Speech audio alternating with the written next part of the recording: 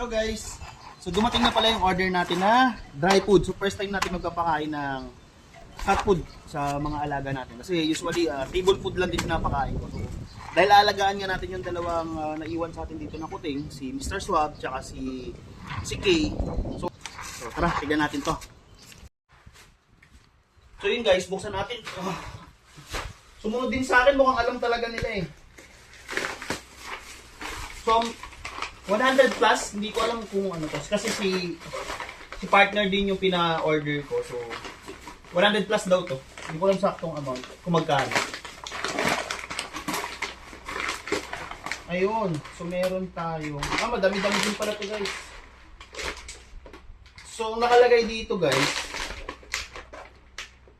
kitten ano to? Kitten 12 months all breed. So first ingredient, meat. So yan, so 1 kilo. Parang alam niya na guys, so tignan mo. Gusto niyo to? Mukhang gustuhan talaga nila guys, oh. Ayan oh. So may bata, may pusa, oh.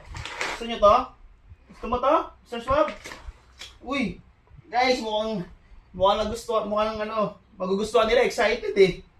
Sige, maglalagay tayo doon. Eh, yun pala yung pakainan nila guys.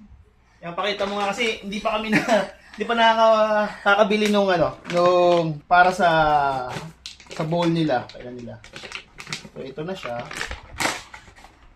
Ito yung itsura niya guys. Tingnan, pakita mo nga. Ito yung itsura niya. Yan. So para siyang heart shape or heart shape talaga. So sige, try natin.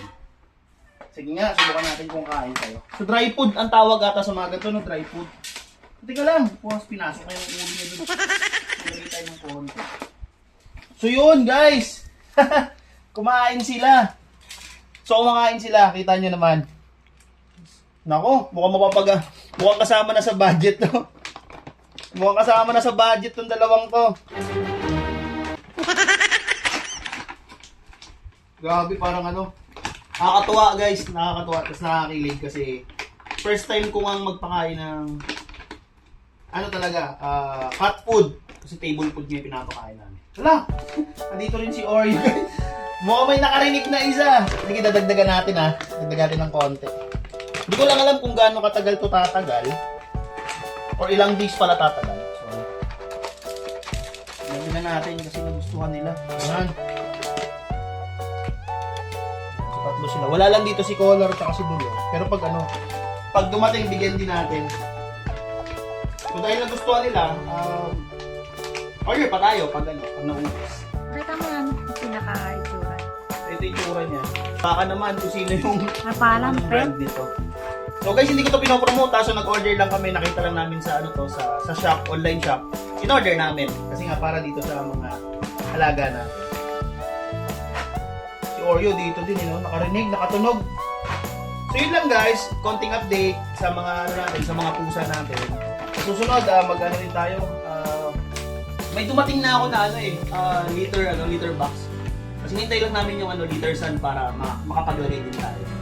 And syempre para hindi tayo makapagalitan ng landlord natin. Hindi iligaw or paalisin itong mga pusa. So yun lang guys, maraming salamat sa panonood. So again, this is Morley and magandang araw po sa ating lahat.